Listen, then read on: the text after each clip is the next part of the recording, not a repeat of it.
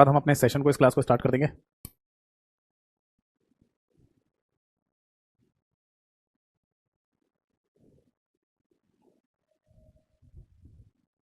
एक बार कंफर्म कर दीजिए ऑडियो क्लियर है।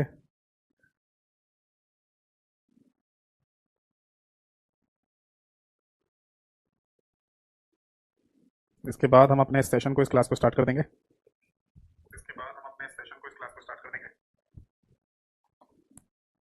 ठीक है जी, तो शुरू करते हैं अपने सेशन को और अपने इस क्लास को।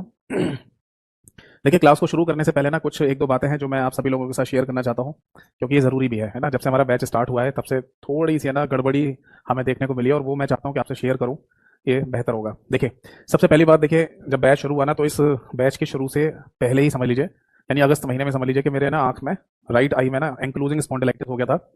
मतलब एक बीमारी होती है जिसमें आँख में नसें वगैरह सूज जाती हैं, तो उसकी वजह से ना डॉक्टर ने बोला कि आप है ना लाइट बहुत ज़्यादा मत देखिएगा और ज़्यादा आँखों को मत खोलिए। तो 8-10 दिन उसमें खराब हो गए थे। ठीक है, इसके बाद फिर है ना अगस्त महीने में रक्षाबंधन का भी फेस्टिवल त्यौहार आ गया, उसमें कुछ छुट्टियां हो गई। और फिर एक गड़बड़ी और हमें देखने को मिली पिछले महीने में, वो थी कैमरे की दिक्कत। एक्चुअली आपको पता है कैमरा मेन इंपॉर्टेंट पार्ट होता है ऑनलाइन क्लासेस का। तो इसमें ना कैमरे में एक गड़बड़ी आ गई थी जिसकी वजह से है ना, मतलब हमारी क्लास बीच में स्टक हो जाती थी, रुक जा रही थी। तो उसका है ना सोल्यूशन ढूंढना पड़ा हमें। हमने सोचा कुछ और दिक्कत तो नहीं है किसी वायर में या किसी और डिवाइस में, वो सब भी चेक किया है। कैमरा मान लो अगर ठीक से वर्क कर रहा है, फिर अचानक से बीच में स्टक हो गया तो फिर दूसरा कैमरे का ऑल्टरनेटिव भी ढूंढना पड़ता है, ठीक है ना। तो ये सब चीज़ें एक दिन में नहीं आ पाती। जैसे अगर आपको ऑनलाइन कोई चीज़ मंगानी है तो जरूरी नहीं है कि वो एक ही दिन में आ जाएगा। केवल मेट्रो सिटीज़ में शायद एक दिन में आ जाता है 24 घंटे में, वरना और किसी जगह तो आपको 2, 4, 5, 10 दिन लग सकते हैं। मैंने अभी भी है ना एक डिवाइस आती है कैप्चर कार्ड, वो ऑर्डर किया हुआ है अलग से, और क्लास में कोई डिस्टर्बेंस पैदा ना हो इसलिए। वो भी है ना, ये समझ लो 15 दिन में आएगा टोटल मिला के ऑनलाइन।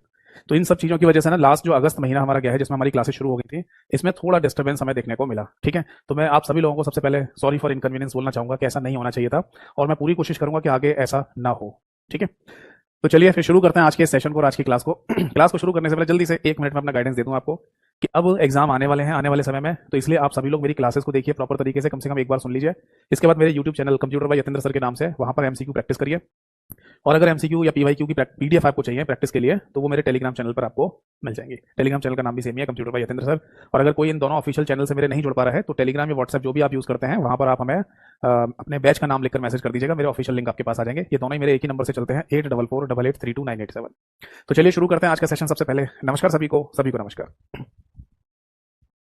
आज की डेट डाल देते हैं, दैट इज 4 सितंबर 2024, यानी 4 सितंबर 2024 आज की तारीख है। और हमारा जो मुख्य टॉपिक है आज की क्लास में, इसका नाम है बेटा, दैट इज मेमोरी यूनिट्स। ठीक है जी, और इन्हें मेमोरी यूनिट्स को हिंदी में भी हिंदी में बोल सकते हैं, दैट इज मेमोरी इकाइयां, ऐसे बोला जा सकता है। बस मैं 1 मिनट का समय लूंगा आप सभी लोगों का, और मैं ये चेक कर लूं कि मैंने लास्ट क्लास में ये टॉपिक स्टार्ट कर दिया था या नहीं किया था। आप लोग भी कमेंट सेक्शन में मेरे को बता दीजिए।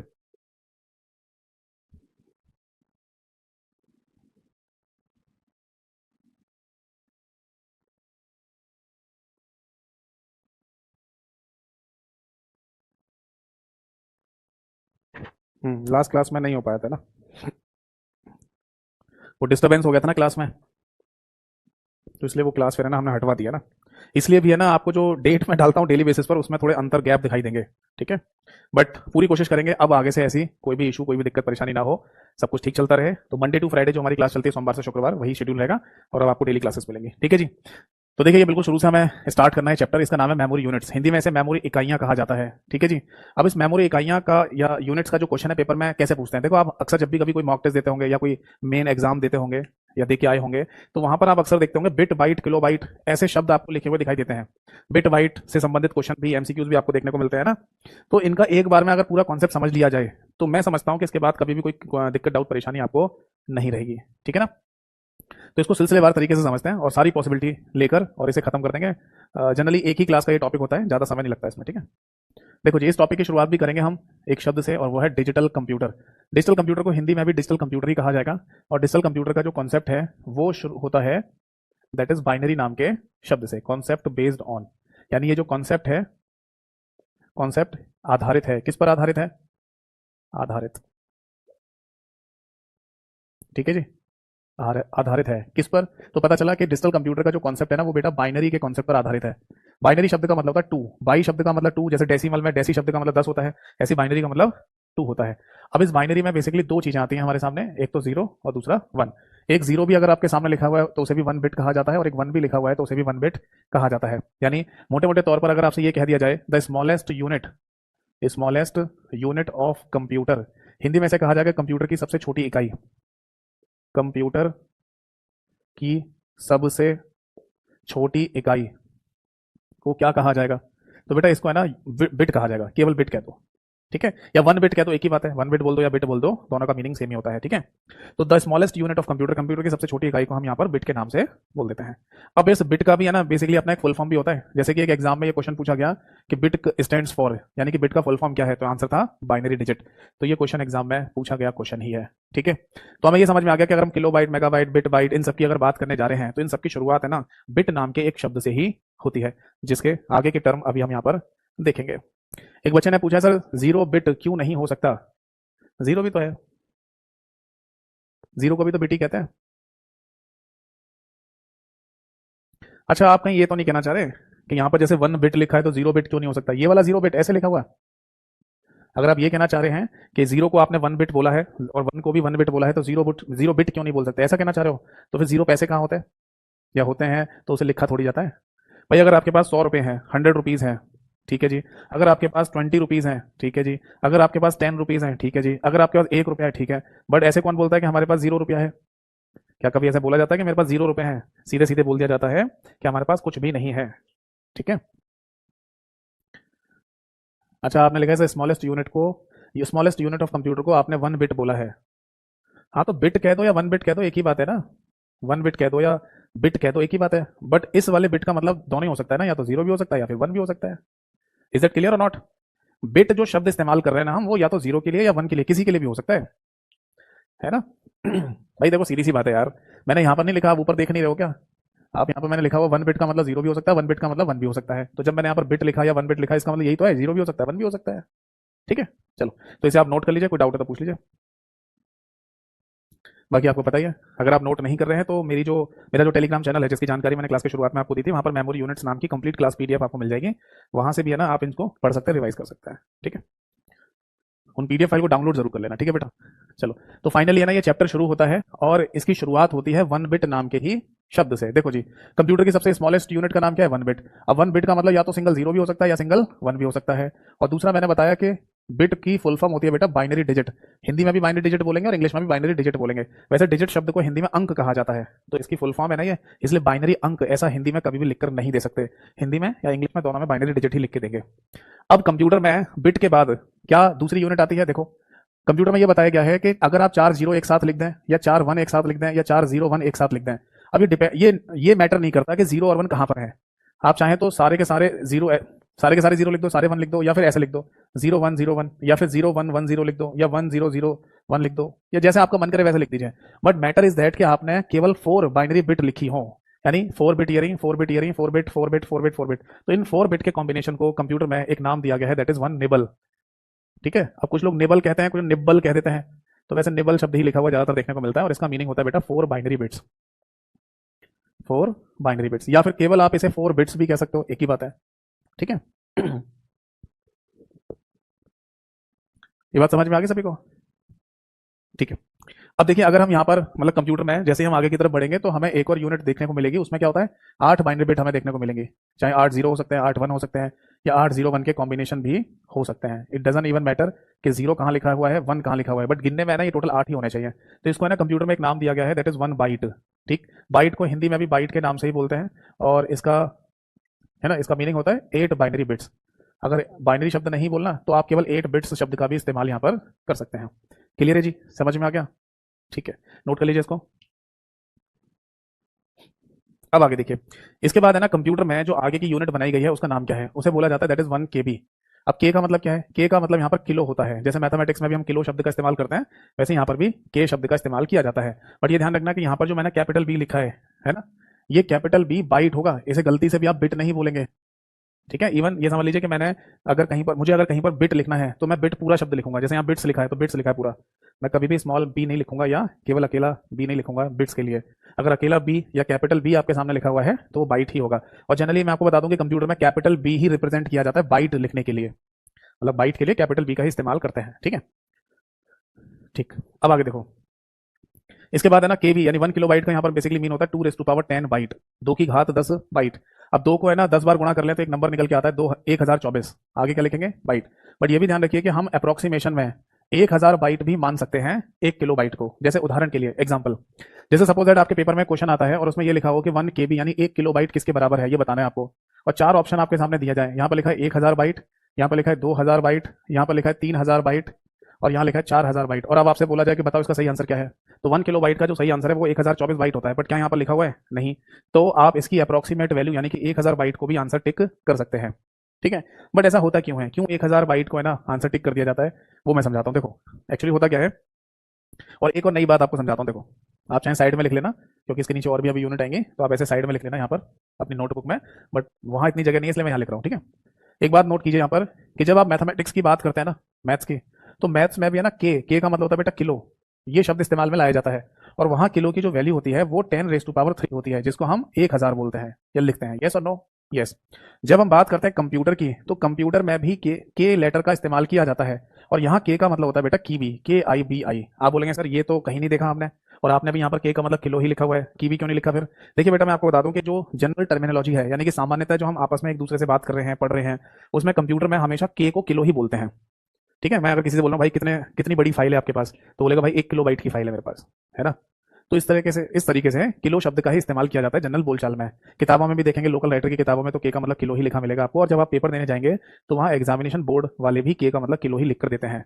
बट अगर आप स्टैंडर्ड किताबें देखेंगे कंप्यूटर की, तो वहां पर के का मतलब कीवी शब्द भी आपको देखने को मिलेगा। इस कीवी का बेसिकली मतलब होता है दैट इज 2⁻10, और इसकी वैल्यू होती है 1024। 1000 नहीं होती है, यानी कीवी शब्द का मतलब होता है 1024 और किलो शब्द का मतलब होता है 1000। अब आप बोलेंगे कि सर अगर हम कंप्यूटर के किसी क्वेश्चन में के आ गया है लिखा हुआ के, तो उसे किलो माने या बोले या कीवी माने या बोले, तो देखिए वो डिपेंड करता है ऑप्शंस पर, क्योंकि आपका जो पेपर होगा वो क्वेश्चन और ऑप्शन वाला होगा ना।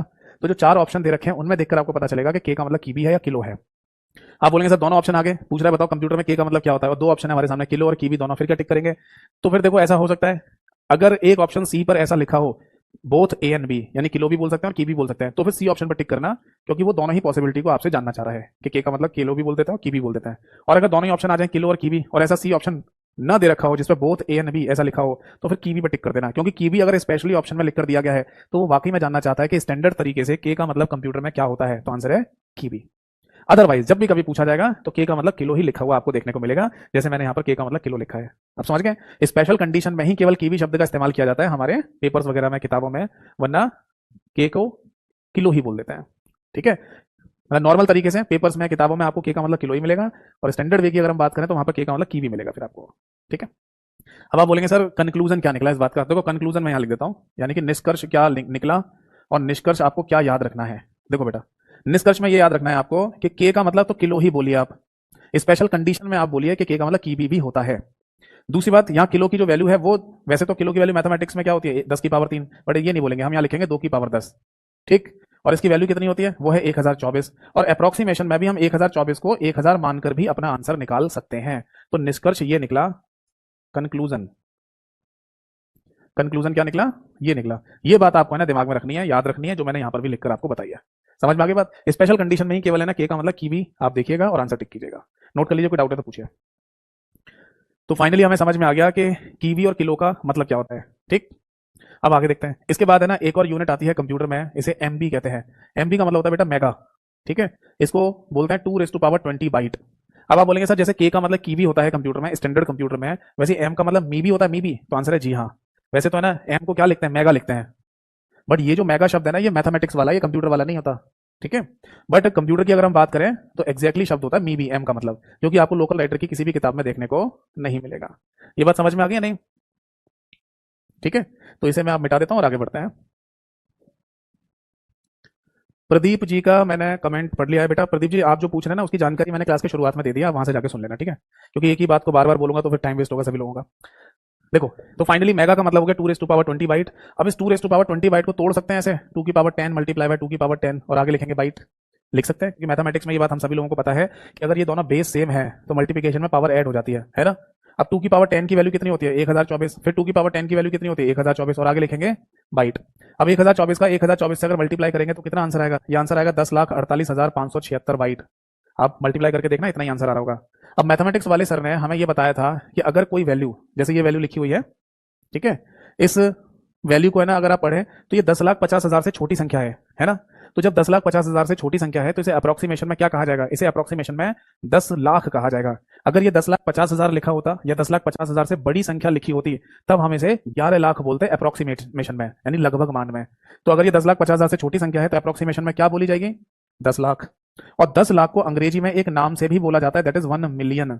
ये मिलियन शब्द आज के समय पर बहुत ज्यादा कॉमन है। आपने सुना भी होगा, कई बार लोग पूछते हैं या बोलते हैं कि यूट्यूब पर कितने सब्सक्राइबर है आपके, 1 मिलियन सब्सक्राइबर। कुछ लोग कहते हैं इंस्टाग्राम पर फॉलोवर कितने हैं, 1 मिलियन फॉलोवर है मेरे। किसी वीडियो पर कितने व्यूज आए हैं, 1 मिलियन व्यूज हैं। तो सोशल मीडिया प्लेटफॉर्म्स में आज के समय पर है ना मिलियन शब्द बहुत ज्यादा कॉमन है। ये बहुत बड़ी उपलब्धि मानी जाती है कि अगर आपके 1 मिलियन फॉलोवर, 1 मिलियन सब्सक्राइबर या 1 मिलियन व्यूज हैं किसी क्लास वीडियो पर, तो मिलियन है ना आज के समय सोशल मीडिया प्लेटफॉर्म पर एक इंपॉर्टेंट पॉइंट है। बट इस मिलियन का मतलब क्या होता है, इसका मतलब है 10 लाख, ठीक है, जो कि अप्रोक्सीमेट 10,48,576 का ही नंबर है। मतलब मोटा मोटी हमें तो यहां देखना है ना, मोटा मोटी बात ये पता चल गया हमको कि 10,48,576 को अगर अप्रोक्सीमेशन में लिखना है तो 10 लाख लिख देंगे। अब देखो, अगर जब आपसे पूछा जाए कि 1 MB यानी 1 मेगाबाइट किसके बराबर होता है, तो आप इसके आगे अप्रोक्सीमेशन में ऐसे लिख लीजिए, दैट इज 1 मिलियन। और बाइट शब्द तो हमें अपने आप से जोड़ना पड़ेगा ही पड़ेगा। ये बात समझ में आ गई या नहीं? तो बस इतना ध्यान रखना, जो पेपर में आजकल एग्जाम में क्वेश्चन पूछा जा रहा है वो ऐसे ही है कि 1 MB किसके बराबर होता है, तो ऑप्शन में लिख कर देते हैं 1 मिलियन बाइट के। या फिर उल्टा पूछ सकते हैं कि 1 मिलियन बाइट एग्जैक्टली किसके बराबर होता है, तो आंसर है 1 मेगाबाइट के। ठीक है, नोट कर लीजिए इसको। वैसे नोट करने की जरूरत नहीं है, इतना तो मैथमेटिक्स आपको आता ही होगा, सीधे सीधे सामने लिख लीजिए। ठीक है, कोई डाउट है तो पूछिए। एक बच्चे ने लिखा है MB का फुल फॉर्म क्या है। जैसे KB का फुल फॉर्म किलो बाइट था, वैसे MB का फुल फॉर्म मेगाबाइट होगा। अमृतेश, मैंने आपका कमेंट पढ़ लिया, बट बेटा आप ये जो कमेंट लिख रहे हो इसको डिस्कस कीजिएगा मेरे साथ क्लास के एंड में, जब मैं बोलूं आज की क्लास खत्म। अभी केवल वही डाउट पूछिए जो क्लास से संबंधित है, टॉपिक से संबंधित। ये बात समझ में आ गई। इसके बाद कंप्यूटर में अगला एक और शब्द आता है, दैट इज गीगा। हिंदी और इंग्लिश दोनों में ही गीगा कहा जाता है, यानी 1 GB मतलब 1 गीगाबाइट। और इसकी वैल्यू कंप्यूटर में होती है 2⁻30 बाइट। अब इस 2⁻30 को भी हम ऐसे ब्रेक कर सकते हैं, बिल्कुल कर सकते हैं। 2⁻10 मल्टीप्लाई बाय 2⁻10 मल्टीप्लाई बाय 2⁻10 और आगे लिखेंगे बाइट। इसको 1024 1024 1024 लिखेंगे, फिर तीनों को मल्टीप्लाई करेंगे तो फाइनली एक बहुत बहुत बड़ा सा नंबर आएगा। और वो नंबर लगभग बराबर होता है 100 करोड़ के, 100 करोड़। और 100 करोड़ को अंग्रेजी में कहा जाता है 1 बिलियन। अगर आपके सामने कोई व्यक्ति है जो बहुत अमीर है और उसे कहा जा रहा है कि ये बिलियनियर है, बिलियनियर, तो इसका मतलब उसके पास 100 करोड़ से ज्यादा की संपत्ति होगी, है ना। तो सीधे आप यहां पर लिख लीजिए कि 1 gigabyte is approximate 1 billion byte. ठीक है, जैसे अगर आपके पास कोई, सपोज दैट आपके पास कोई पेन ड्राइव है, तो उस पेन ड्राइव में की मेमोरी कैपेसिटी अगर 1 GB की है, तो इसका मतलब होता है कि उसमें 1 गीगाबाइट मतलब लगभग 100 बिलियन बाइट का डेटा आ जाएगा। 100 करोड़ का, सॉरी माफ कीजिएगा, मैंने 100 बिलियन बोल दिया। 1 बिलियन का मतलब होता है 100 करोड़। मैं फिर से दोहरा देता हूं, अगर आपके पास कोई पेन ड्राइव है और वो 1 GB की पेन ड्राइव है, 1 GB की, तो इसका मतलब है कि उसमें 1 बिलियन बाइट का डेटा आ जाएगा, मतलब 100 करोड़ बाइट का डेटा आ जाएगा। या आपकी कोई फाइल है, कोई मूवी है, कोई पिक्चर है, वो 1 GB की है, 1 गीगाबाइट की, तो इसका मतलब है कि उस मूवी को बनाने के लिए जो डाटा इकट्ठा हुआ है वो 1 बिलियन बाइट का, मतलब 100 करोड़ बाइट का डाटा है वो। ठीक है, आगे देखो। इसके बाद है ना, अच्छा ये भी देखो, जैसे मैंने बताया कि मिलियन शब्द है ना सोशल मीडिया पर आजकल काफी फेमस है, ऐसी GB या बिलियन शब्द है ना हमारी फाइलों के केस में ज्यादा फेमस है। ऐसा हो सकता है कि आपके पास कोई पेन ड्राइव है, कोई मेमोरी कार्ड है, वो GB में आ रहा होगा, या आपके कंप्यूटर की या स्मार्टफोन की जो रैम है वो GB में काउंट की जा रही होगी, या आपकी कोई बड़ी फाइल है, कोई मूवी जैसी फाइल, तो वो GB में आ रही होगी। ठीक है, इसके बाद है ना अगला एक और शब्द आता है कंप्यूटर में, मेमोरी यूनिट्स में, जिसे टेरा कहते हैं, टेरा। इसकी वैल्यू होती है 2⁻40 बाइट। क्या हम 2⁻40 को भी 4 भाग में ब्रेक कर सकते हैं? जी हाँ। 4 बार 1024 लिख सकते हैं? जी हाँ। और फिर जब उन चारों 1024 का मल्टीप्लाई करेंगे तो बहुत बड़ा बड़ा बड़ा नंबर निकल के आएगा। और उस बड़े से नंबर को अंग्रेजी में एक नाम दिया जाता है जिसे 1 ट्रिलियन बाइट कहते हैं। तो ये अब आप डायरेक्टली यहां पर लिख लीजिए, 1 ट्रिलियन बाइट। ये ध्यान रखना, ये वेरी वेरी इंपॉर्टेंट शब्द है, ये अक्सर रिपीट मारते हैं पेपर्स में। मिलियन, बिलियन, ट्रिलियन, ये अक्सर रिपीट हो जाता है क्वेश्चन, बहुत सिंपल सा क्वेश्चन है। और कई बार कंफ्यूजन के चक्कर में हम ये आंसर गलत कर बैठते हैं, बट कंफ्यूजन अब होगा नहीं, ऐसे याद कर लो। यहाँ पर क्या लिखा है M, तो यहाँ पर भी क्या है M, यानी मेगा बराबर है मिलियन के। यहाँ लिखा है T, यहाँ का मतलब यहाँ पर भी T लिखा है, तो टेरा बराबर है ट्रिलियन के। एक अलग है, ये G है और यहाँ पर B आता है, तो एक अलग याद करना है, गीगा बिलियन के बराबर होता है, वरना मेगा मिलियन के और टेरा ट्रिलियन के बराबर होता है। ठीक है जी। अब टेरा का एग्जाम्पल हमें कहाँ देखने को मिलेगा? ये मिलेगा हमको जैसे हमारे कंप्यूटर में जो हार्ड डिस्क लगी हुई है डाटा को परमानेंट स्टोर करने के लिए, उस हार्ड डिस्क की मेमोरी कैपेसिटी है ना आपको टेराबाइट में ही मिलेगी, 1 टेराबाइट या 2 टेराबाइट की हार्ड डिस्क मिलेगी। या अगर आप अपने कंप्यूटर में SSD लगवा रहे हैं या SSD लगी हुई आई है तो वो भी 1 टेराबाइट की हो सकती है। ठीक है, तो नॉर्मल कंप्यूटर में जो डाटा स्टोरेज के लिए हार्ड डिस्क या SSD लगाई जाती है वो टेराबाइट में मिल जाएंगी आपको। इसके बाद है ना 1 PB, पी का मतलब होता है बेटा पेटा बाइट। इसकी वैल्यू होती है 2⁻50 बाइट। ठीक है, अब देखो 10 साल से ज्यादा के एक्सपीरियंस में मैंने ये नोटिस किया है कि पेटा का जो अंग्रेजी नाम है वो किसी भी एग्जाम में नहीं पूछा गया आज तक, बट फिर भी अगर लिखना चाहें तो इसका अंग्रेजी नाम लिख लीजिए, दैट इज 1 क्वाड्रिलियन बाइट के नाम से इसको बोला जाता है। हिंदी में भी क्वाड्रिलियन लिखेंगे और इंग्लिश में भी क्वाड्रिलियन ही लिखा जाएगा। ऐसे पूछते नहीं है, मिलियन बिलियन ट्रिलियन ही पूछते हैं पेपर में। अब ये पेटा शब्द का एग्जाम्पल आपको कहाँ देखने को मिलेगा, ये मैं लिखवा देता हूँ। देखो आप नोट करके साइड में कहीं लिख सकते हैं कि देखो पेटा शब्द है ना हमें मिल जाएगा सुपर कंप्यूटर के केस में। जैसे हमारे भारत का एक सुपर कंप्यूटर है प्रत्युष के नाम से, हमारे भारत का एक सुपर कंप्यूटर है प्रत्युष, ठीक है। इस प्रत्युष की जब स्पीड पूछी गई कि कितनी है स्पीड इसकी, तो पता चला कि इसकी स्पीड है that is 6.8 P flops, 6.8 P flops, FLOPS। अब ये क्या है देखो, 6.8 तो एक नंबर हो गया, कोई भी नंबर हो सकता है। यहाँ जो पी लिखा है ना इसका मतलब होता है पेटा, और पेटा का मतलब हो गया दैट इज 2⁻50, जो मैंने अभी आपको यहाँ पर लिखवाया है, ठीक है। और एक पॉइंट और लिख लीजिए यहाँ पर, ये जो फ्लॉप शब्द यहाँ लिखा है इसका मीनिंग क्या है, इसे बोलते हैं बेटा फ्लोटिंग पॉइंट ऑपरेशन पर सेकेंड, फ्लोटिंग पॉइंट ऑपरेशन पर सेकेंड, ठीक है। ये नोट कर लेना साइड में कि अगर कभी आपसे पूछा जाए कि सुपर कंप्यूटर की स्पीड को किसमें मापा जाता है या मेजर किया जाता है, तो इसका सही आंसर है फ्लोटिंग पॉइंट ऑपरेशन पर सेकंड में, ठीक है। और लिखना चाहें तो लिख लीजिए, नॉर्मल जो कंप्यूटर्स होते हैं, नॉर्मल साधारण जैसे आपके और मेरे कंप्यूटर है, इनकी स्पीड को मेजर किया जाता है मिप्स में या मॉप्स में। लिख लो साइड में कहीं पर, हो सकता है आपसे ये टकरा जाए क्वेश्चन एग्जाम में, मिप्स या मॉप्स। मिप्स या मॉप्स की फुल फॉर्म होती है बेटा मिलियंस ऑफ इंस्ट्रक्शन पर सेकंड या मिलियंस ऑफ ऑपरेशन पर सेकंड। फिर से सुन लीजिए, मिलियंस ये वाला शब्द, मिलियंस ऑफ ऑपरेशन पर सेकंड या मिलियंस ऑफ इंस्ट्रक्शन पर सेकंड।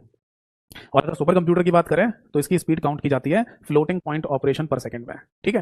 बट ये ध्यान रखना कि प्रत्युष नाम का जो सुपर कंप्यूटर मैंने आपको बताया, ये इंडिया का सबसे तेज चलने वाला आज की डेट में सुपर कंप्यूटर नहीं है, क्योंकि इस सुपर कंप्यूटर के बाद भी है ना एक और सुपर कंप्यूटर बन गया है जिसका नाम है एरावत। एरावत ये नाम आपने सुना होगा, एक पौराणिक कथाओं में, हिंदू मान्यताओं में जो पौराणिक कथाएं हैं उनमें एक हाथी का नाम भी हुआ करता था एरावत। ये वही नाम है, मतलब वही नाम है हमारे आज के समय के इंडिया के सबसे तेज चलने वाले सुपर कंप्यूटर का। दुनिया के सबसे तेज चलने वाले सुपर कंप्यूटर की बात करें तो उसका नाम फ्रंटियर है, अमेरिका का। बट ये ध्यान रखना कि आज 4 सितंबर 2024 को ये क्लास हो रही है, और यही क्लास अगर आप 4 अक्टूबर 2024 को देख रहे हो तब तक आंसर बदल चुका हो, ये भी हो सकता है, क्योंकि सुपर कंप्यूटर का बनना एक डायनामिक डेटा है, यानी कि एक महीने बाद हो सकता है इंडिया ही कोई और फास्ट सुपर कंप्यूटर बना ले, या दुनिया में कोई दूसरा देश भी सबसे तेज चलने वाला सुपर कंप्यूटर बना ले, ठीक है। तो ये नाम बदल सकता है। बहुत सारे बच्चे ये कहते हैं सर हमारे पास एक किताब है उसमें ना दुनिया का सबसे फास्ट चलने वाला सुपर कंप्यूटर का नाम कुछ और लिख रखा है, आप कुछ और बता रहे थे क्लास में। तो बेटा किताब में डेली बेसिस पे चेंज थोड़ी हो जाएगा, किताब पब्लिश करने वाला व्यक्ति हर एक महीने पे किताब नई अपडेट करके थोड़ी दे सकता है, या जो किताबें छप चुकी हैं बिक चुकी हैं उन किताबों में जाके खुद चेंज थोड़ी कर देगा। तो इसलिए ये आंसर आपको अलग अलग जगह पर अलग अलग देखने को मिलता रहता है। समझ में आ गई बात, ठीक है, ठीक है। तो ये ध्यान रखिएगा, ठीक है। तो पेटा का जो है ना, आपको ये जो शब्द पेटा है ये कहाँ देखने को मिलता है, जनरली सुपर कंप्यूटर के केस में। ऐसे ही है ना, इससे एक और बड़ी यूनिट होती है जिसे एक्सा कहा जाता है। एक्सा को इंग्लिश और हिंदी दोनों में एक्सा बोलेंगे, और इसकी वैल्यू होती है 2⁻60 बाइट। इसका कोई अंग्रेजी में नाम है नहीं, इसका कोई अंग्रेजी में नाम नहीं है। और ये आपको कहाँ देखने को मिलेगा, ये भी आपको सुपर कंप्यूटर के केस में ही देखने को मिलेगा। जैसे मैंने बताया कि दुनिया का सबसे तेज चलने वाला सुपर कंप्यूटर किसने बनाया है, अमेरिका ने, और उसका नाम क्या है, फ्रंटियर। फ्रंटियर नाम का वर्ल्ड का आज की डेट में सबसे तेज चलने वाला सुपर कंप्यूटर है। और जब इसकी स्पीड की बात की गई तो पता चला कि इसकी स्पीड है दैट इज 1.102 ई फ्लॉप्स। ये तो एक नंबर हो गया, यहाँ ई का मतलब हो गया 2⁻60, और फ्लॉप्स क्या हो गया, ये सुपर कंप्यूटर की स्पीड हो गई, ठीक है ना। तो जैसे जैसे ना हम और फास्ट सुपर कंप्यूटर की बात करते जाएंगे तो वहां पर हमको ये वाले जो टर्म है वो देखने को मिल जाएंगे, ठीक है। एक बात और बता दूं मैं आपको, है ना, ये जो एक्सा शब्द है, एक्सा जो शब्द है ना, ये टर्म है ना हमें और भी एक जगह देखने को सुनने को मिलती है जब हम बात करते हैं पूरी दुनिया में इंटरनेट के डाटा को मूव कराने की। मतलब अमेरिका से इंडिया कोई डाटा भेजा जा रहा है, इंडिया से कोई डाटा अमेरिका जा रहा है, अमेरिका से रशिया जा रहा है, रशिया से चाइना जा रहा है, चाइना से मान लो अफ्रीका जा रहा है। मतलब पूरी दुनिया जो एक दूसरे को डाटा शेयर कर रही है इंटरनेट के माध्यम से, वो भी जो काउंट किया जाता है वो भी एक्सा में ही पहुंच जाता है। जैसे हमारी कोई फाइल है, कोई मूवी है, कोई पिक्चर है, वो है ना पिक्चर वाली फाइल, वो 1 GB की है, तो और बहुत सारी फाइलें होंगी, तो जीबी के बाद टीबी में बन जाएंगी, टीबी के बाद फिर पीबी में, एक पूरी दुनिया में जो मूव करता है ना वो भी एक्सा में ही काउंट करता है, काउंट किया जाता है। बट ऐसा मत समझना कि 1 एक्साबाइट, मतलब एक्सा में भी आगे बहुत नंबर होगा। जैसे लाख का मतलब 1 लाख थोड़ी होता है, या 1 लाख थोड़ी हो सकता है, 10 लाख भी तो हो सकता है, 50 लाख भी तो हो सकता है। तो ऐसे ही मैं बताना चाह रहा हूँ कि एक्सा में ही काउंट किया जाता है पूरी दुनिया में भेजा जाने वाला डेटा एक दिन में। इसके बाद है ना और बहुत बड़ी यूनिट आती है जिसे कुछ लोग जीटा कहते हैं, कुछ लोग जेटा भी बोलते हैं। इसको है ना 2⁻70 लिखा जाता है। ये जो बड़ी वैल्यू है ना, ये ऐसा जरूरी नहीं है कि एक ही कोई डिवाइस की मेमोरी कैपेसिटी हो, एक ही डिवाइस की मेमोरी कैपेसिटी हो। ये बात समझ में आ गई। ऐसा भी तो हो सकता है कि मतलब मल्टीपल डिवाइसेस को है ना आपस में कनेक्ट कर लिया जाए, तब जाके ना जेटा या जीटा बाइट बने। जैसे अगर आपसे ये कहा जाए कि आपके पास 100 रुपए हैं, तो बताओ इसका मतलब क्या है। तो इसका मीनिंग ये भी तो है कि आपके पास 100 रुपए का एक ही नोट हो, या फिर इसका मीनिंग ये भी तो हो सकता है कि आपके पास 50-50 के 2 नोट हैं जिनकी वैल्यू 100 रुपए है। समझे नहीं। तो ये जो आगे की यूनिट मैंने आपको लिखवाई है, जरूरी नहीं है कि ये किसी एक ही डिवाइस की हो, मल्टीपल डिवाइसेस को मिलाकर बोल रहे होंगे कि ये 1 zettabyte है। ठीक है, खैर इसका है ना एक एग्जांपल हमें एक मूवी में भी देखने को सुनने को मिला था, रोबोट, रजनीकांत वाली पहली वाली जो मूवी थी, उसमें रोबोट बनाया था रजनीकांत ने जिसका नाम था चिट्टी। और जब चिट्टी बन जाता है तो अपने ही एक सीन में वो बोल रहा होता है कि मेरे अंदर 1 zettabyte मेमोरी, यही शब्द इस्तेमाल किया था उसने, zettabyte या zettabyte बोला था उसने। तो बेसिकली वो रोबोट ये बता रहा था कि मेरे अंदर मेरी मेमोरी में 1 ZB डाटा स्टोर हो सकता है। तो मतलब बहुत हाई लेवल का रोबोट दिखाया गया या बताया गया उसको वहां पर। ठीक है, इसके बाद है ना एक और यूनिट आती है जिसको 1YB कहते हैं, जिसको हिंदी और इंग्लिश दोनों ही भाषाओं में योट्टा कहा जाता है, जिसकी वैल्यू है 2⁻80 बाइट। बस ये भी है ना बहुत बड़ी वैल्यू हो जाती है। ठीक, अब आपको जो याद करना है ना वो यहीं तक याद करना है, केवल योट्टा तक। फिर आप में से कुछ लोग ये बोलेंगे सर योट्टा के बाद कुछ नहीं होता, होता है 3 यूनिट और होती है। अगर लिखना चाहें तो आप लिख सकते हो, नहीं तो कोई जरूरत नहीं है, केवल नॉलेज के लिए आपको समझा रहा हूँ। जैसे इसके बाद है ना एक नाम और भी आता है 1BB। बीबी का मतलब होता है जनरली ब्रोंटो, BRONTO ब्रोंटो, जिसकी वैल्यू होती है 2⁻90 बाइट। फिर आता है 1GB।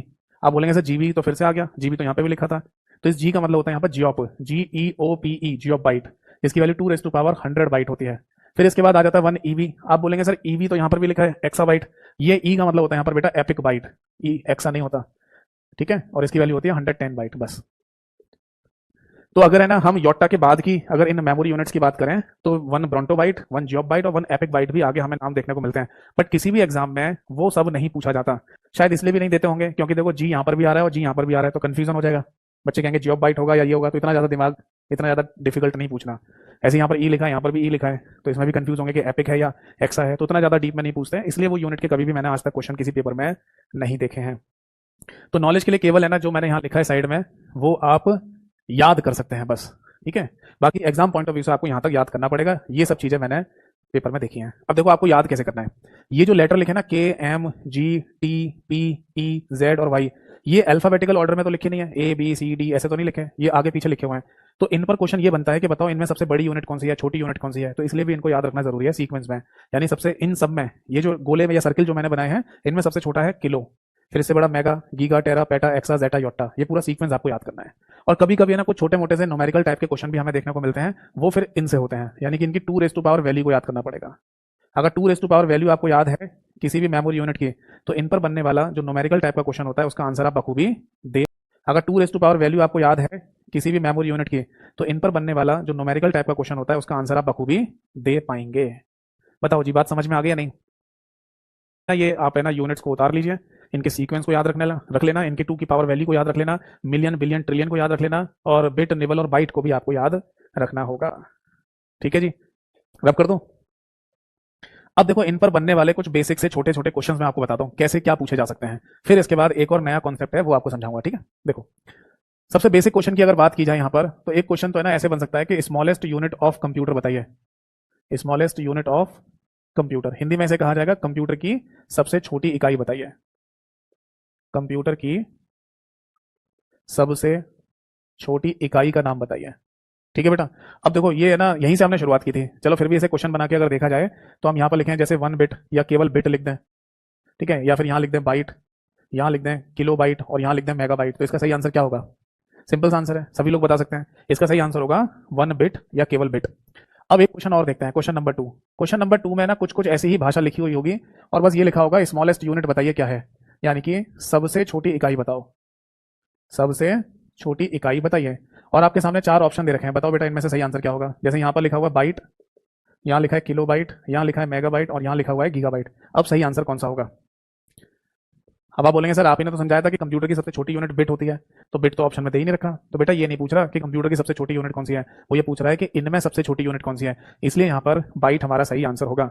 अब देखिए पता नहीं कुछ बच्चे ये चीज़ समझ नहीं पाते या क्या इशू है, पता नहीं, कुछ बच्चों ने मेरे को ये फोटो खींच कर भी भेजा व्हाट्सएप पर, जो कि है ना इस तरीके का क्वेश्चन या तो किसी मॉक टेस्ट में उन्हें मिला होगा या किसी किताब में मिला होगा या किसी पेपर में आया होगा। तब उन्होंने बोला कि सर आपने बताया था कि कंप्यूटर की सबसे छोटी इकाई बिट होती है और वहां लिखा था कि सबसे छोटी इकाई बताइए और ऑप्शन में बिट दे ही नहीं रखा था, तो क्यों ऐसा हुआ? तो बेटा क्वेश्चन को भी समझना है, अपना आईक्यू लेवल भी तेज रखना है आपको। यहाँ कंप्यूटर नहीं लिखा हुआ है, इसलिए जो ऑप्शन आपको दिए जा रहे हैं उनमें सबसे छोटी इकाई कौन सी है ये आपको बताना है।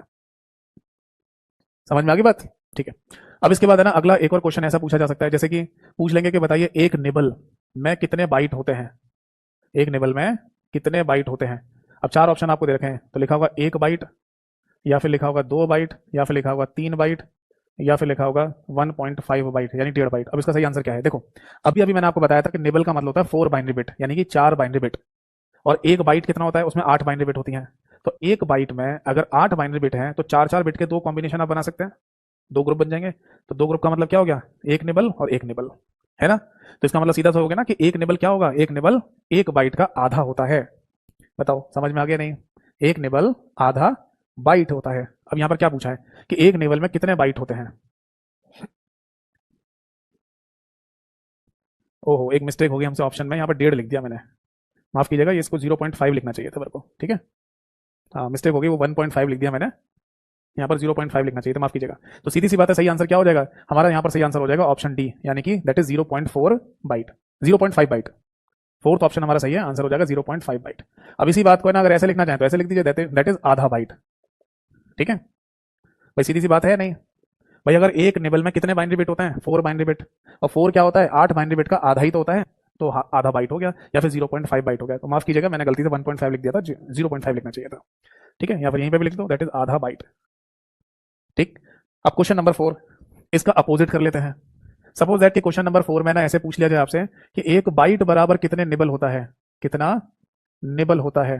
तो देखो ऑप्शन आपको दिए जाएंगे इस तरीके से, 1 निबल, ऑप्शन बी पे लिखा होगा 2 निबल, ऑप्शन 3 पे लिखा होगा 3 निबल, और ऑप्शन डी पे लिखा होगा हाफ निबल। तो इसका सही आंसर क्या होगा, देखो सीधी सी बात है कि एक बाइट में ना आपको कितने बिट्स मिलती हैं, 8 बाइनरी बिट, और एक निबल कितने बिट्स का होता है, 4 बिट्स का होता है।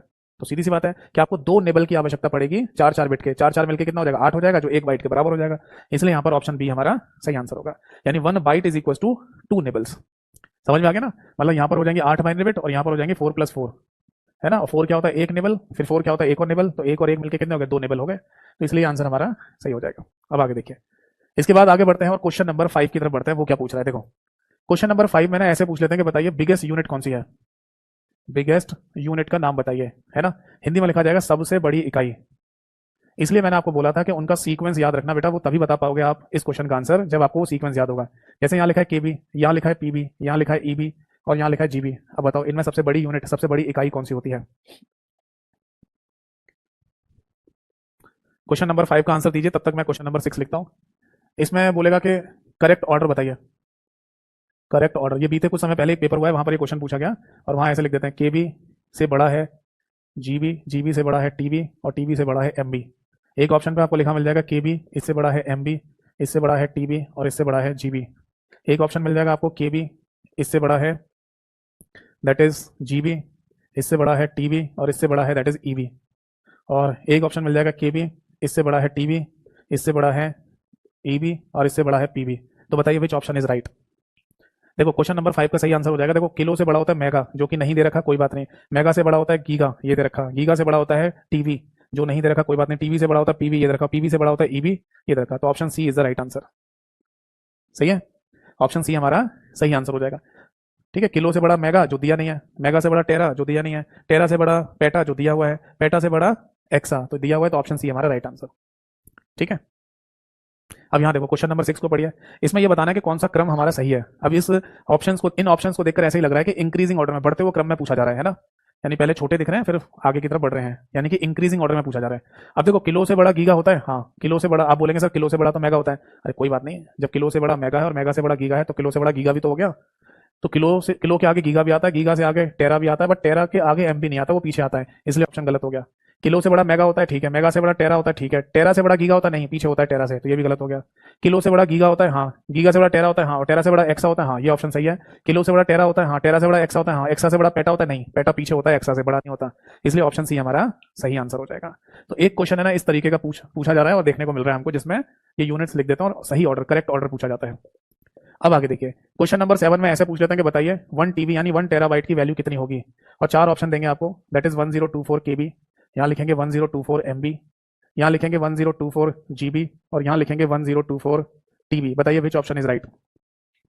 1 टेराबाइट का सही आंसर क्या होगा, सही ऑप्शन क्या होगा, ये आपको बताना है। देखो मैंने आपको बोला था ना कि ये जो यूनिट्स हैं, इनकी जो 2 रेज़ टू पावर वाली वैल्यू है, 2 रेज़ टू पावर वाली वैल्यू है ना, वो आपको याद होनी चाहिए, क्योंकि ऐसी जगह पर वही वैल्यू काम करती हैं। देखो मैंने आपको समझाया था कि 1 टेराबाइट इज इक्वल टू कितना होता है, वो होता है 2 रेज़ टू पावर 40 बाइट। तो जिस ऑप्शन में 2 रेज़ टू पावर 40 बाइट लिखा हुआ मिल जाएगा, वही हमारा सही आंसर है। अब देखो पहले तो मैं बोर्ड पे करके दिखा रहा हूँ, फिर है ना माइंड में करके देखेंगे ना, क्योंकि ये बिना पेन और पेपर के भी आप आंसर दे सकते हो। देखो ये कितना लिखा है, 2 की 1, ये लिखा है 1024, जो कि होता है 2 की पावर 10 की वैल्यू लिखवाई थी अभी। और यहाँ क्या लिखा है, के की वैल्यू मैंने आपको लिखवाई है 2 की पावर 10, और ये क्या लिखा है बाइट, ये सब मिला के हो जाएगा 2 की पावर 20 बाइट। क्या ये वैल्यू इसके बराबर है? नहीं, गलत हो गया। ये क्या लिखा है 2 की पावर 10, और एम की वैल्यू होती है बेटा 2 की पावर 20, ये मिला के क्या हो जाएगा 2 की पावर 30 बाइट हो जाएगा। क्या ये और ये वैल्यू दोनों सेम है? नहीं। ये क्या लिखा है 2 की पावर 10 और मल्टीप्लाई बाय जी की वैल्यू मैंने लिखवाई थी आपको 2 की पावर 30 बाइट। तो देखना बेटा ये दोनों मिला के कितना हो जाएगा 2 की पावर 40 बाइट। क्या ये वैल्यू और ये वैल्यू सेम है? हाँ, तो यही आंसर है। फिर भी इसे चेक कर लेते हैं। ये हो गया 2 की पावर 10 और टी की वैल्यू होती है 2 की पावर 40 बाइट, दोनों को मिला के कितना हो जाएगा 2 की पावर 50 बाइट। ये दोनों वैल्यू सेम है? नहीं, तो ये ऑप्शन भी हमारा गलत हो गया। ठीक है, तो इस तरीके से यहाँ पर 2 रेज़ टू पावर वैल्यू की हमें जरूरत पड़ेगी, बट इतना सब कुछ लिखने की जरूरत नहीं है, माइंड में ही कैलकुलेशन हो जानी चाहिए भाई। सीधी सी बात है 2 की पावर 10 और के की वैल्यू 2 की पावर 10, 10 प्लस 20 गलत, 2 की पावर 10 2 की पावर 20, 20 प्लस 10 30 गलत, 2 की पावर 10 और जी की वैल्यू 2 की 30, 30 प्लस 10 40, यही हमारा आंसर है। तो ये सब लिखने की भी जरूरत हमें यहाँ पर नहीं पड़ेगी। कुछ लोग रट्टा मारते हैं, पता है, रट्टाफिकेशन लगा लेते हैं कि जैसे यहाँ पर टेरा लिखा हुआ है तो जहाँ गीगा लिखा हो वही हमारा सही आंसर है, जबकि ऐसा हमेशा सही नहीं हो सकता। ठीक है, जैसे क्वेश्चन नंबर 8 की तरफ अगर हम आगे बढ़ें और अगर हमसे फिर से पूछा जाए कि 1 टीबी यानी 1 टेराबाइट किसके बराबर है, और अब ऑप्शन कुछ इस तरीके से दिए जाएंगे 2 की पावर 10 केबी, 2 की पावर 20 एमबी, 2 की पावर 30 जीबी और 2 की पावर 40 टीबी। अब बताइए विच ऑप्शन इज राइट, कौन सा ऑप्शन हमारा सही होगा? आप बताइए, तब तक मैं एक क्रम लिख रहा हूँ। ठीक है, देखो रटना है आपको तो रट सकते हो, है ना। जैसे एक क्रम होता है, जैसे अगर आपसे पूछा जाए कि 1 केबी कितना होता है तो ये होता है 1024 बाइट, फिर 1 एमबी कितना होता है तो ये होता है 1024 किलो बाइट, और फिर होता है 1 जीबी तो ये होता है 1024 मेगाबाइट, और ऐसे ही अगर आपसे पूछा जाए 1 टीबी इज इक्वल टू कितना होता है तो 1024 गीगाबाइट होता है। यानी जो पीछे वाला लेटर है ना वो यहाँ आ जाता है और 1024 के साथ लिख दो तो अगली यूनिट पता चल जाती है ना। ये रटने वाली बात है कि गीगा का मतलब इतना होता है, इसका मतलब इतना होता है। अरे जब आपको पता है मेथड कि कैसे सॉल्व करते हैं तो आप निकाल लोगे, तो इसको आगे लिखते जाना फिर इसको आगे लिखना क्या जरूरत पड़ रही है ही नहीं जरूरत। तो जो ऑप्शन हमें यहाँ पर दे रखे हैं क्वेश्चन नंबर 8 में, उनके अकॉर्डिंग हमारा सही आंसर हो जाएगा बेटा option B is the right answer, है ना। यहाँ क्या लिखा है 2 की पावर 20, लिखने की भी जरूरत नहीं है, माइंड में कैलकुलेशन हो जाएगी। और एम की वैल्यू है यहाँ पर 2 की पावर 20, अब 20 प्लस 20 मिलकर कितना हो जाता है 2 की पावर 40 हो जाता है, तो ये हमारा सही आंसर हो गया। क्योंकि टेरा की जो वैल्यू वो कितनी होती है 2 की पावर 20 बाइट होती है ना, 2 की पावर 40 बाइट। टेरा की जो वैल्यू है 1 टेराबाइट की वो कितनी है 2 की पावर 40 बाइट। क्या ये दोनों वैल्यू सेम है? हाँ, इसलिए ऑप्शन सही है। अब जो लोग रट्टा मारते हैं ना उनको क्या गड़बड़ी हो जाती है उनके साथ,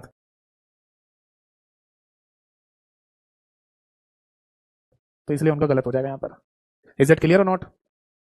ठीक है, ठीक है, क्योंकि देखो अगर गीगा वाला आंसर सही होना होता तो नहीं होता, क्यों? क्योंकि यहाँ लिखा 2 की पावर 30 और जी की वैल्यू होती है 2 की पावर 30, 30 प्लस 30 कितना हो गया 60 हो गया, तो ये सॉरी ये गलत हो जाएगा। क्लियर है? अब देखो एक और पॉइंट, ये जो 1 टीबी लिखा है ना मैंने, इसके कई सारे आंसर हो सकते हैं। अब ऐसा नहीं है कि 1 टीबी के ही कई सारे, मतलब 1 टीबी को लेकर ही हमेशा क्वेश्चन बनाया जाता हो, ये किसी भी मेमोरी यूनिट को लेकर क्वेश्चन बनाया जा सकता है और उसके कई सारे आंसर हो सकते हैं। तो यहाँ पर हमने टीबी का एग्जांपल ले लिया बस, है ना। जैसे 1 टीबी की वैल्यू कितनी होती है 2 रेज़ टू पावर, या फिर ऐसे लिखिए, सबसे पहला जो आंसर इसका सही हो सकता है वो है 1024 जीबी, जो ज्यादातर जगह लिखा हुआ आएगा, ये भी सही है। अब इसके बाद देखिए, क्या 1 टीबी की वैल्यू 2 की पावर 10 जीबी हो सकती है? हाँ, ये भी सही है।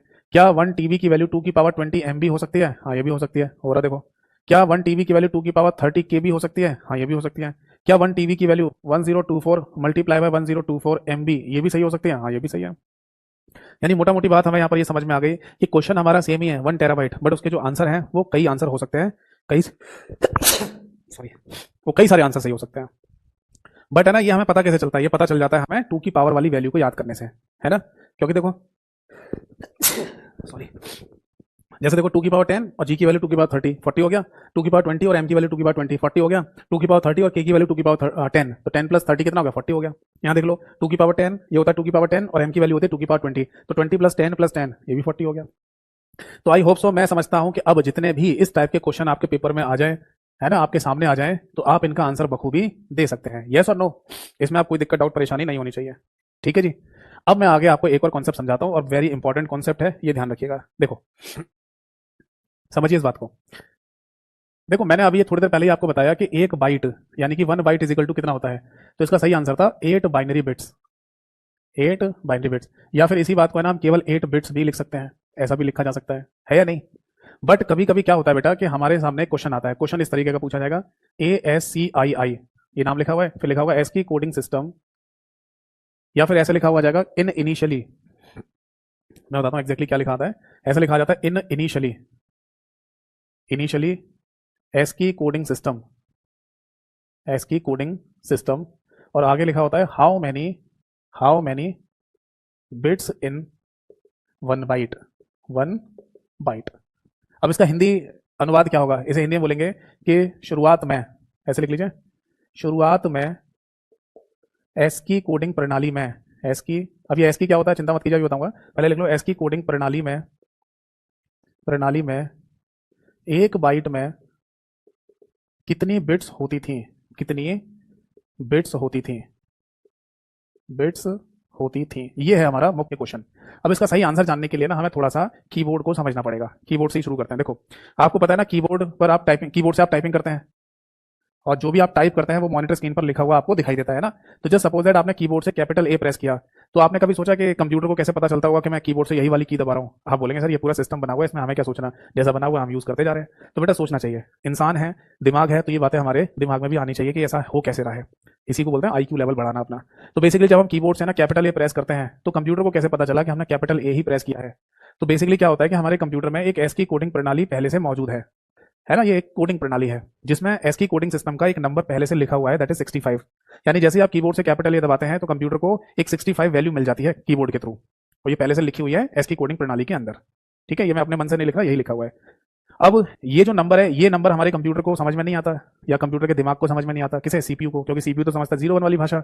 तो इस डेसिमल नंबर को हमें बदलना पड़ता है 0 1 में, और 0 1 में जब आप बदलेंगे इस नंबर को तो ये वैल्यू निकल के आएगी। अब आप बोलेंगे कि ये जो बाइनरी में आपने नंबर लिखा है ये सही है या गलत है? तो बेटा देखो, ये जो नंबर लिखा है मैंने, ठीक, ये इसी का ही बाइनरी नंबर है 65 का। अब आप बोलेंगे ये कैसे निकला? तो बेटा देखो, हम है ना इस पूरे बैच के लास्ट में एक चैप्टर करेंगे नंबर सिस्टम के नाम से, तो वहां पर आपको बताऊंगा मैं आपको कि कैसे किसी डेसिमल नंबर को बाइनरी नंबर में कन्वर्ट किया जाता है। किसी नहीं, मतलब कुछ लोगों को अगर ये जल्दी है जानने की तो आप वीओडी वाले सेक्शन में चले जाना और वहां पर जाके नंबर सिस्टम वाले टॉपिक को आप पढ़ सकते हैं। क्लियर है? तो वहां पर आपको बाइनरी नंबर से डेसिमल कैसे निकालते हैं, डेसिमल से बाइनरी कैसे निकालते हैं, ये सब बातें आपको वहां पर पता चल जाएगी। बट फिलहाल के लिए अभी इस कॉन्सेप्ट को समझते हैं कि 65 लिखा हुआ है तो उसका बाइनरी आएगा ये, और इसी बाइनरी नंबर को आगे भेज दिया जाएगा हमारे कंप्यूटर के दिमाग सीपीयू के पास इनपुट की फॉर्म में। सीपीयू के द्वारा प्रोसेसिंग होगी और एक आउटपुट जनरेट होगा जो आपको मॉनिटर स्क्रीन पर टाइप होते हुए दिखाई देता है। यस और नो? यानी इधर तो आपने कीबोर्ड से कैपिटल ए प्रेस किया और उधर मॉनिटर स्क्रीन पर आपको कैपिटल ए दिखाई दे रहा है, तो इसके बीच में ना ये सारी प्रक्रिया होती है। तो बेसिकली होता क्या था कि ये एस की कोडिंग सिस्टम के अंदर शुरुआत में ये टोटल कितने बिट्स होती थी? 7 बाइनरी बिट्स, और इसी को ही एक बाइट कहा जाता था पहले। इसी को क्या बोलते थे? एक बाइट के नाम से बोला जाता था। तो जो क्वेश्चन हमसे यहाँ पूछा गया है कि initially ASCII coding system में how many bits in one byte, यानी कि शुरुआती दौर में एक बाइट में कितनी बिट्स हुआ करती थी, तो इस क्वेश्चन का सही आंसर हो जाएगा बेटा 7 बिट्स। ये आपको ध्यान रखना है।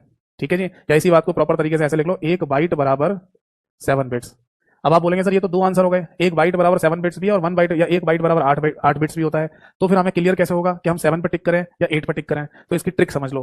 ट्रिक ये है बेटा कि अगर कभी भी आगे पीछे ऊपर नीचे कुछ भी लिखकर नहीं पूछा जा रहा हो, बस इतना पूछ रहे हो कि एक बाइट बराबर कितने बिट्स होती हैं, तो हमेशा 8 पे ही टिक करना है। फिर सुन लो, ये लिखा हुआ बस 1 बाइट और इसके आगे पीछे ऊपर नीचे कुछ नहीं लिखा, बस ये पूछा है कि 1 बाइट इज इक्वल टू कितने बिट्स होती हैं, तो 8 पे ही टिक करना है। बट अगर किसी क्वेश्चन की भाषा में ये शब्द आपको आ जाए, ये शब्द देखने को मिल जाए एस की, बट आप 8 का कॉन्सेप्ट भूल जाना। अब आपको 8 की जगह हर जगह 7 को कंसीडर करना है, 7 को ही कंसीडर करना है। अब समझ में आ गई बात? एक्चुअली हुआ क्या था कि इस कोडिंग सिस्टम को जब बनाया गया था शुरुआत में, तो इसमें 7 बिट रिप्रेजेंट की जाती थी किसी भी कोड के लिए। देखो एक बात और बता दूं, ये कहलाता है कैरेक्टर, ये कहलाता है कोड, और ये कहलाता है 0 1 का कॉम्बिनेशन। तो शुरुआत में एस की कोडिंग सिस्टम में यही चीज अपनाई गई, यानी किसी कैरेक्टर के लिए, किसी कोड के लिए 0 1 के जो कॉम्बिनेशन थे वो 7 बिट के लिखे गए थे। बट ये कोडिंग सिस्टम पड़ गया छोटा, तो इसको बाद में फिर दोबारा एक्सपेंड करके बनाया गया, जिसमें हर एक कैरेक्टर या कोड के लिए 8 बाइनरी बिट लिखी जाने लग गई। समझ में आ गई बात? समझ में आ रही है नहीं? फिर से सुन लो कि एस की कोडिंग सिस्टम में शुरुआत में किसी कैरेक्टर के लिए या किसी कोड के लिए 7 बाइनरी बिट होती थी। फिर जब ये पूरा कोडिंग सिस्टम थोड़ा छोटा पड़ा तो और बड़ा कोडिंग सिस्टम बनाना पड़ा, और उस और बड़े कोडिंग सिस्टम में फिर क्या हुआ, चेंज या बदलाव क्या हुआ इसी कोडिंग सिस्टम में, कि एक कैरेक्टर के लिए या एक कोड के लिए 8 बाइनरी बिट लिखी जाने लगी, यानी यहाँ जो 7 है वो 8 हो जाएंगे बस। तो उसी की वजह से ये चीज हम आजकल बोलते हैं कि एक बाइट में 8 बाइनरी बिट होती हैं। अब समझ में आ गई बात या नहीं? नोट कर लीजिए। तो आई होप सो है ना, ये बात आप सभी लोगों को समझ में आ गई होगी, ये नोट कर लीजिए, इंपॉर्टेंट है। नोट कर लिया? अब आगे देखिए, अगर मैं आपसे ये कहूं कि एस की कोडिंग सिस्टम अगर 7 बिट का यूज कर रहा है, जैसे कि यहां क्वेश्चन में भी लिखा हुआ है, तो अगला टाइप का क्वेश्चन बना लो, एस की कोडिंग सिस्टम 7 बिट्स का उपयोग कर रहा है, यूज कर रहा है। ठीक है, तो आगे क्वेश्चन पूछ रहा है कि एस की कोडिंग सिस्टम 7 बिट का यूज कर रहा है, तो कितने कैरेक्टर, ठीक है, कैरेक्टर्स को हिंदी में क्या कहते हैं? वर्ण कहा जाता है। तो कितने कैरेक्टर्स यानी कि वर्णों को बनाया जा सकता है, बनाया जा सकता है। देखिए प्रॉपर अगर इंग्लिश में कहना है तो इंग्लिश में भी प्रॉपर लिख सकते हैं, आप कह सकते हो कि ऐसे बोल सकते हैं कि इन या ऐसे लिख सकते हैं इफ ASCII कोडिंग सिस्टम या ASCII coding system if it is using 7 bits then how many characters can be produce. फिर से सुन लो, ASCII coding system uses 7 bits then how many characters can be produce. तो बेटा ध्यान रखना इसका सही आंसर क्या होगा। देखो आपको करना क्या है, 2 की पावर n में n की वैल्यू पुट कर देना। ये n क्या होता है यहाँ पर, नंबर ऑफ बिट्स होता है। तो इसलिए क्या करेंगे आप यहाँ पर 2 की पावर 7 पुट कर देंगे तो आंसर आ जाएगा 128 कैरेक्टर्स, यानी टोटल मिला के कितने वर्ण हो जाएंगे, 128 वर्ण हो जाएंगे। ठीक है, और इसी क्वेश्चन के लिए पूछा जाए, मान लो ये भी तो ASCII कोडिंग सिस्टम का नया वर्जन था भाई, 8 बिट वाला नया वर्जन बनाया गया था ना। तो इसके लिए अगर ये पूछा जाए यहाँ पर कि अगर मान लीजिए 8 बिट का यूज कर रहा है तो फिर 2 की पावर 8 हो जाएगा जिसकी वैल्यू होती है 256 कैरेक्टर। यानी कि जब नया वाला जो वर्जन बनाया गया ASCII कोडिंग सिस्टम का, तो उसमें 8 बिट का अगर इस्तेमाल किया गया है किसी कैरेक्टर को रिप्रेजेंट या प्रदर्शित करने के लिए, तो उसमें टोटल कितने कैरेक्टर्स होंगे पूरे कोडिंग सिस्टम में, तो आंसर होगा 256। बट ज्यादातर केस में यही वाला क्वेश्चन पूछा जाता है 7 बिट वाला, ये ध्यान रखना। ऐसे पूछ लेते हैं कि ASCII कोडिंग सिस्टम 7 बिट का यूज कर रहा है तो बताओ कितने कैरेक्टर यूज किए जा सकते हैं, तो आंसर होगा इसका बेटा 128। बताइए ये बात समझ में आ गई या नहीं। आई होप सो कि ये बात आप सभी लोगों को समझ में प्रॉपर तरीके से आ गई होगी। अब मैं यहाँ पर है ना कुछ कोड लिखवाने जा रहा हूँ। जैसे कि कुछ बच्चों ने पूछा कि सर कैपिटल A फिक्स है, या कैपिटल A का जो 65 आपने लिखा है ये फिक्स होता है। हाँ ये फिक्स होता है, तो आप इसे ऐसे लिख लो। ये ऊपर वाला तो नोट कर लिया होगा आपने, ऊपर वाला तो नोट कर ही लिया होगा आपने, है ना, ये भी नोट कर लिया होगा।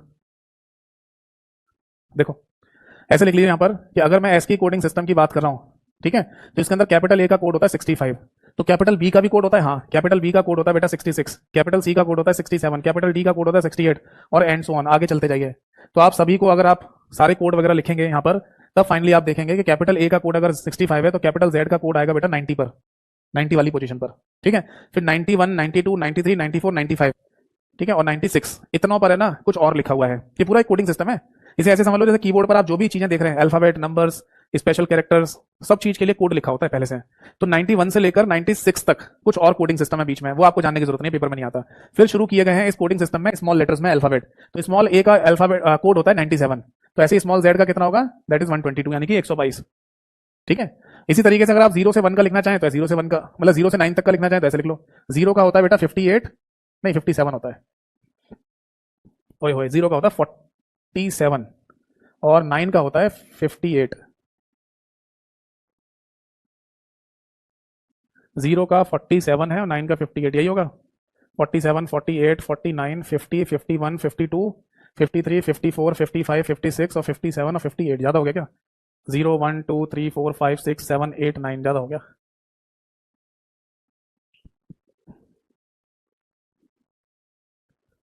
इसमें थोड़ा सा भी कंफ्यूजन है, रहने दो इसको, है ना। ये 40 से 49 से शुरू होता है क्या? 0, 1, 2, 3, 4, 5, 6, 7, 8, 9, हाँ यही है शायद, 49 से शुरू होता है। या मुझे 1 मिनट दीजिए, मैं इसे चेक ही कर लेता हूँ, ठीक है ना, बेकार में गलत लिख जाए तो हमारे क्वेश्चन गलत हो जाएगा फिर। माफ कीजिएगा, दिमाग से है ना स्किप हो गया मेरे अभी। हो अभी मैं क्लियर कर देता हूँ, है ना।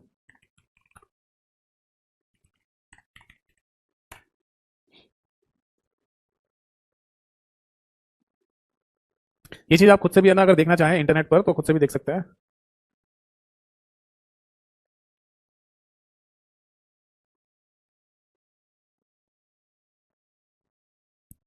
एसकी टेबल में बेटा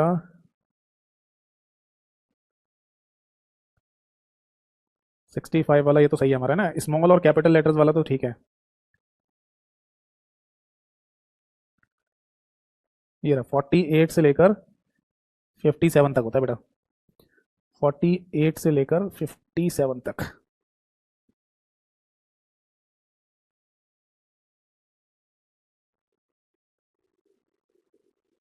ठीक है जी, तो माफ कीजिएगा दिमाग से थोड़ा सा स्किप हो गया मेरे। ये होता है 48 से 48 से लेकर 57 तक होता है। ठीक है, तो ये आप नोट कर लीजिए। वैसे 0 से लेकर 9 तक के जो कोड है ना वो कभी एग्जाम में नहीं आते, यही पूछते हैं ज्यादातर केस में तो। ठीक है, और उसमें भी ऐसे बीच वाले याद करने की जरूरत नहीं है, केवल आप कैपिटल ए का और स्मॉल ए का याद कर लेना। कैपिटल ए का होता है दैट इज 65 और स्मॉल ए का होता है 97।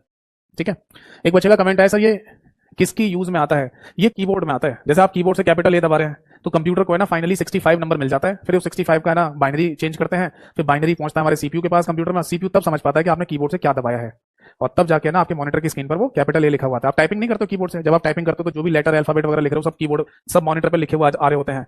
तो कीबोर्ड से इधर आप लिख रहे हो, टाइपिंग कर रहे हो, मॉनिटर पर दिख रहा है, ये इसके बीच की कहानी है। तो पेपर में ये पूछ लेते हैं कि बताइए अगर एस्की कोडिंग सिस्टम में कैपिटल ए का कोड 65 है तो बताओ कैपिटल एफ का क्या होगा, ऐसे पूछ लेते हैं। और या फिर इनकी जरूरत है ना तब पड़ती है हम जब नंबर सिस्टम वाला टॉपिक करते हैं, वहां पर भी इनसे रिलेटेड एक क्वेश्चन बनता है। नंबर सिस्टम समझिए ना, डेसिमल से बाइनरी या बाइनरी से डेसिमल जब करते हैं तो वहां पर भी इनसे रिलेटेड एक क्वेश्चन बनता है। ऐसे स्मॉल ए का कोड अगर 97 है तो स्मॉल एफ का कोड क्या होगा, इस तरीके से पूछ लेते हैं।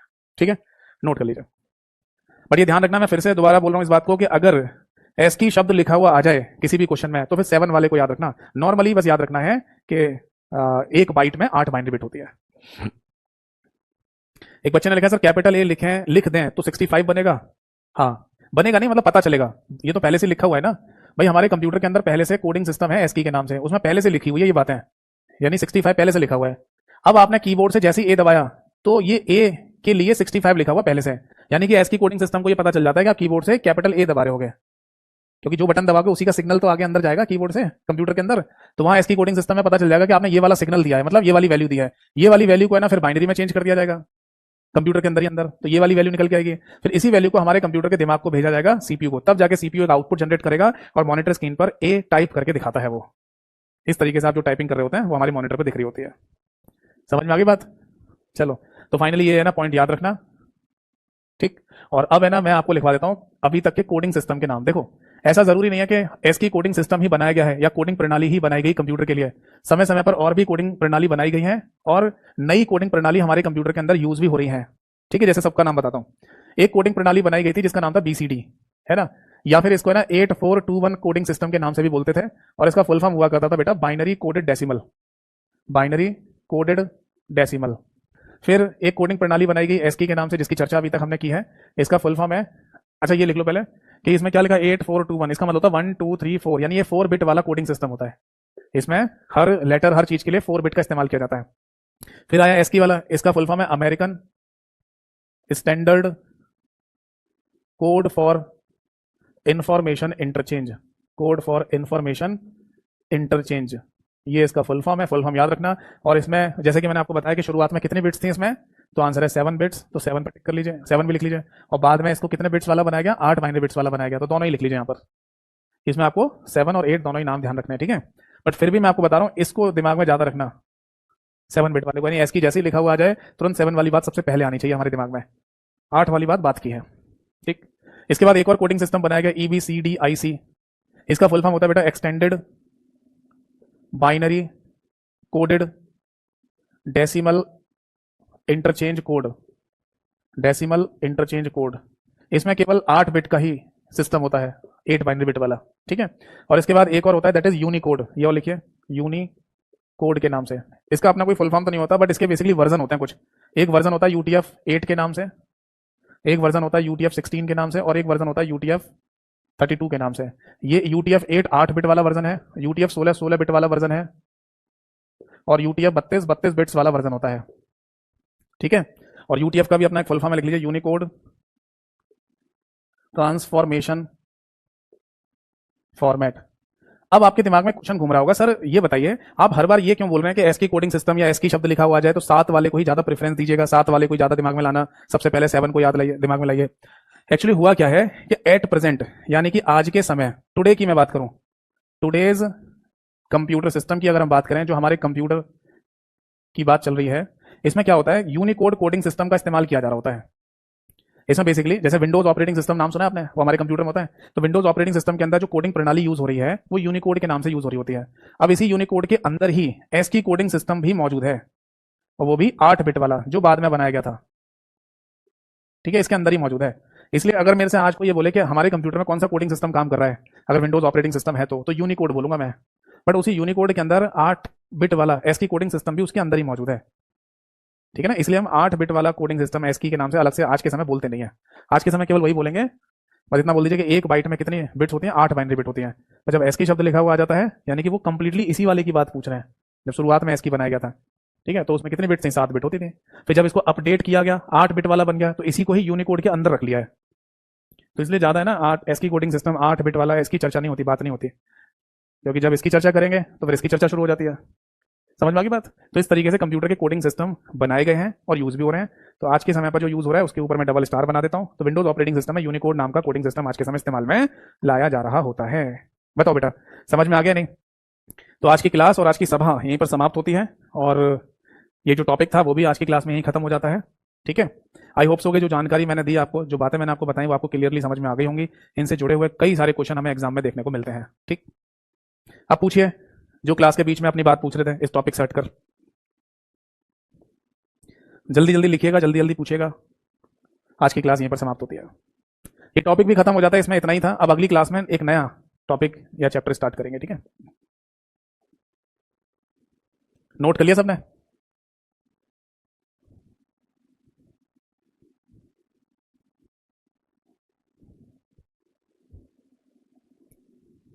जैसा कि मैं देख पा रहा हूं कि अब जो क्लास के बीच में आए थे क्लास को डिस्टर्ब करने के लिए, वो गायब हो चुके हैं। तो कोई दिक्कत नहीं है, मैं उनको भी उनकी हेल्प के लिए बोल रहा हूँ। अगर वो क्लास के लास्ट में नहीं पूछ पाए हैं तो कोई दिक्कत वाली बात नहीं है, वो चाहें तो मुझे व्हाट्सएप पर भी पूछ सकते हैं अपना डाउट। ठीक है, पता है ज़्यादातर बीच में जो बच्चे डाउट लेके आते हैं वो कौन से होते हैं? सर हमारा एक ये पेपर है, उसकी तैयारी हमें करनी है, कैसे करें? तो वो सब चीज़ें ना देखो, क्लास के बीच में डिस्कस करना अच्छी बात नहीं है।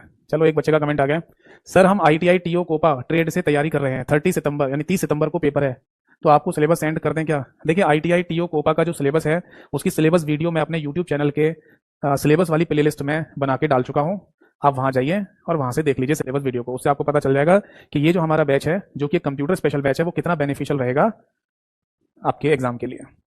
ठीक है, क्योंकि देखो सीधी सी बात है कि मैंने आपको पहले भी बोला था कि ये जो बैच है हमारा, ये कॉमन बैच है कंप्यूटर स्पेशल, ये स्पेसिफिक एग्जाम बैच नहीं होगा। जैसे कि किसी पेपर में 80 नंबर का कंप्यूटर आ रहा है, 100 नंबर का कंप्यूटर आ रहा है, तो वो फिर अलग बैच होते हैं, वो अलग तैयारी होती है उनकी। ये हमारा जो बैच है ना, ये जैसे आपके एग्जाम में सारे सब्जेक्ट आने हैं, उनमें 10 नंबर का, 15-20 नंबर का, 30 नंबर तक का कंप्यूटर आ रहा है, तो वो सब यहाँ से कवर हो जाएगा पूरा का पूरा। बट किसी एग्जाम में 80 नंबर का, 100 नंबर का कंप्यूटर आना है, ठीक है, तो वो फिर अलग से होते हैं। फिर भी मैं ये नहीं कह रहा कि आपका जो MP का पेपर है ITI TO वाला, वो यहाँ से कवर नहीं होगा, मोस्टली कवर हो जाएगा इस बैच से। आप एक बार सिलेबस वीडियो देख लेना, मेरे YouTube चैनल पे पता चल जाएगी आपको। तो आज की क्लास और सभा यहीं समाप्त करते हैं, अगली क्लास में मिलेंगे, तब तक के लिए नमस्कार सभी को, जय हिंद।